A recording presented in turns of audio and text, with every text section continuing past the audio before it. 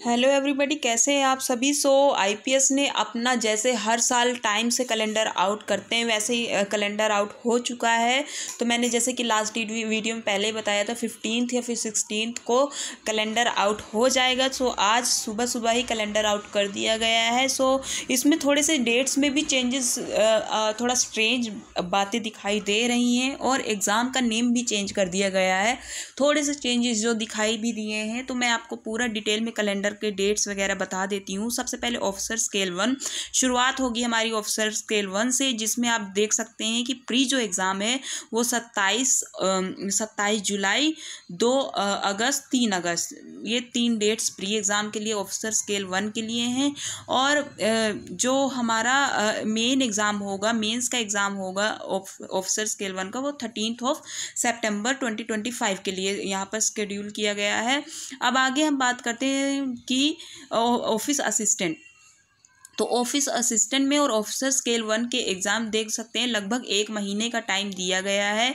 30 अगस्त को office assistant का pre, 6 सितंबर, 7 सितंबर, ये 3 डेट्स जो हैं वो ऑफिस असिस्टेंट के एग्जाम। तो ये चेंजेस आप, क्योंकि हर बार ऐसे होता था कि एक हफ्ते का ही टाइम दोनों गैप होता था एग्ज़ाम्स में, कि मतलब उसका हो गया उसके बाद एक हफ्ते बाद, मतलब पूरा क्लियरली नहीं होता था कि ऑफिसर स्केल 1 का पहले हो जाएगा कि ऑफिस असिस्टेंट का। ऐसे एक इकट्ठी डेट्स दे दी जाती थी। तो इस बार अलग अलग 1 महीने का गैप दिया गया है दोनों एग्ज़ाम्स में। वहीं आप देख सकते हैं कि जो मेंस एग्ज़ाम है उसमें भी आप देख सकते हैं कि यहाँ पर 2 महीने का गैप है। मतलब कि 7 सितंबर को हमारा ऑफिस असिस्टेंट का प्री हो जाएगा। उसके बाद हमारा फिर सितंबर के बाद अक्टूबर का मंथ में नहीं होने वाला है। यहाँ पर देख सकते हैं 9 नवंबर को हमारा ऑफिस असिस्टेंट का मेंस होगा।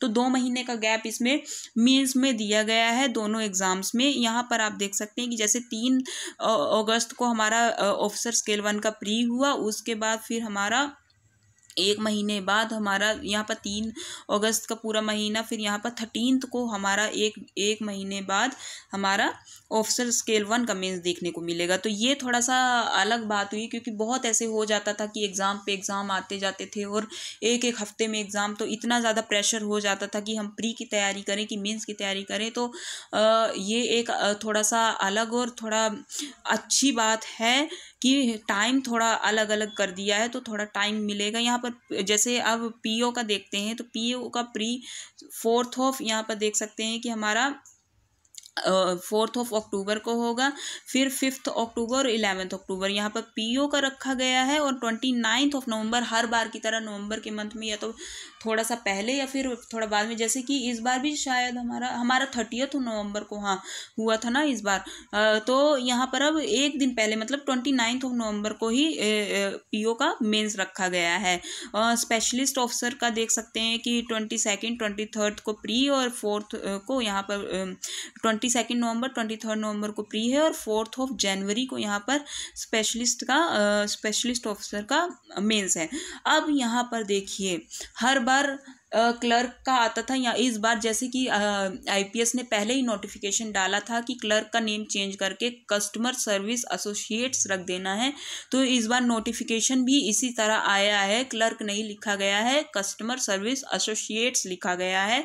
और एग्ज़ाम के डेट्स में भी बहुत इस बार चेंजेस देखने को मिले, क्योंकि इस बार जो ये कस्टमर सर्विस एसोसिएट्स का एग्ज़ाम है वो 6 दिसंबर को प्री होगा, 6, 7 और 13 और 14 दिसंबर को। मतलब आप देख सकते हैं कि कितना कितना गैप दिया गया है एग्ज़ाम्स को लेकर। और यहाँ पर अगर हम इसकी यहाँ पर इसका मेंस हमारा, जैसे अगर 29 नवंबर को आईपीएस पीओ का मेंस हो जाता है, उसके बाद 6 दिसंबर को कस्टमर सर्विस एसोसिएट्स का प्री होगा, 6, 7, 13 और 14 को। फिर उसके बाद देख सकते हैं कितना टाइम गैप हमको मिल रहा है कि 1 फरवरी को हमारा इसका मेंस होगा। ये इस तरीके से पूरा का पूरा बनाया गया है टाइम टेबल।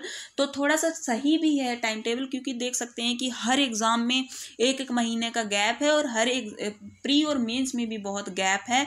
और उसके साथ साथ में हर एक एग्ज़ाम ऐसे नहीं है कि अगर मतलब 6 को कोई पेपर है तो जाके 14 को किसी और चीज़ का पेपर हो। फिर ऐसे में बहुत ज़्यादा मतलब हो जाता है कि क्या पढ़ें क्या ना पढ़ें। तो भगवान करे कि अगली बार ये जो कैलेंडर आए इसमें एग्ज़ाम देना ही ना पड़े, इसी बार सिलेक्शन हो जाए तो बहुत अच्छी बात हो जाएगी।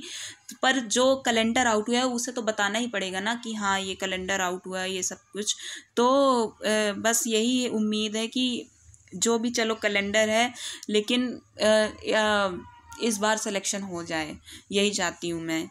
तो आगे यहाँ पर जो आप देख सकते हैं कि नोटिफिकेशन, अब नोटिफिकेशन की अगर बात करें तो इस बार जैसे कि अगस्त के मंथ नहीं, जुलाई के ही मंथ में एग्ज़ाम स्टार्ट हो जाएगा। तो नोटिफिकेशन है कि मई के लास्ट वीक में या फिर जून के 1 जून 2 जून ऐसे करके नोटिफिकेशन आउट हो जाएगा आरआरबी का। ये बहुत ज़्यादा चांस है, क्योंकि आप देख सकते हैं कि हर बार अगस्त के मंथ में ही एग्ज़ाम स्टार्ट होते हैं, लेकिन इस बार जुलाई के मंथ में एग्ज़ाम स्टार्ट होना है, तो नोटिफिकेशन भी पहले ही आउट होगा। तो अब जो न्यू कैंडिडेट्स हैं, जो फर्स्ट टाइम तैयारी कर रहे हैं एग्ज़ाम्स की, तो उनके लिए बहुत बड़ा चांस है कि अभी से लग जाइए प्रिपरेशन में, क्योंकि आरआरबी में इस बार बहुत ही अलग चेंजेस देखने को मिले थे कि बहुत पहले से करंट अफेयर वगैरह पूछ लिया गया था। तो अभी से प्रैक्टिस करनी स्टार्ट करेंगे तभी आगे अच्छे आप अच्छा एग्ज़ाम कर पाएंगे। सो यही है। बाकी अभी तो फ़िलहाल जो लोग एसबीआई क्लर्क, एसबीआई पीओ कर रहे हैं, उसी का अप्रैल मंथ तक में एग्ज़ाम्स होने हैं। तो वैसे भी बिज़ी ही रहना है हमको कि एग्ज़ाम्स अभी भी हमारे लगे हुए हैं। और आईपीएस पीओ के रिज़ल्ट की बात करूँ तो इस हफ्ते अगर आईपीएस पीओ का रिज़ल्ट आता है तो उम्मीद यही है कि इस हफ्ते में फ्राइडे को मोस्ट प्रोबेबली, क्योंकि रिज़ल्ट्स जो हैं वो फ्राइडे को ही आते हैं, तो मुझे लग रहा है कि गट फीलिंग जो होती है ना वही लग रही है कि फ्राइडे को शायद है कि रिज़ल्ट फ्राइडे को आएगा। और अगर इस हफ्ते रिजल्ट नहीं आता है तो अगले हफ्ते तो आ ही जाना चाहिए, क्योंकि फिर टाइम ही कितना बचा है। फेब के मंथ में इंटरव्यू तो स्टार्ट हो ही जाते हैं। तो बस यही है कि बता देना कि मतलब क्या है क्या नहीं, तो सीधे क्लैरिटी हो जाए कि मतलब इतनी उम्मीदें लगा के बैठे होते हैं कैंडिडेट्स की हमारा एग्ज़ाम जिनका अच्छा भी गया होता है या फिर नहीं भी, मतलब उनको थोड़ी बहुत डाउट्स भी होते हैं, तो उनको लगता है कि क्लैरिटी एक बार मिल जाए तो हम आगे जो एग्ज़ाम्स हमारे तो उनमें दिल लगा के मन लगा के तैयारी करें। तो अब अगले साल का भी कैलेंडर आउट हो गया है, तो अब यही है कि जो लास्ट ईयर के जो एग्ज़ाम्स हमने दिए हैं उनके रिज़ल्ट जल्दी से आएँ और हमको पता चले, क्लैरिटी मिले। सो ऑल द बेस्ट आप सभी को। जो भी न्यू बिगनिंग कर रहे हैं उनके लिए भी स्ट्रैटेजी वीडियो इस यूट्यूब चैनल पे आएंगी, तो आप इसे विज़िट करिएगा, चैनल को सब्सक्राइब कीजिएगा, इस वीडियो को शेयर कीजिएगा। बाकी और भी वीडियोस ऐसी हैं जो आपको हेल्प कर सकती हैं। So thank you all.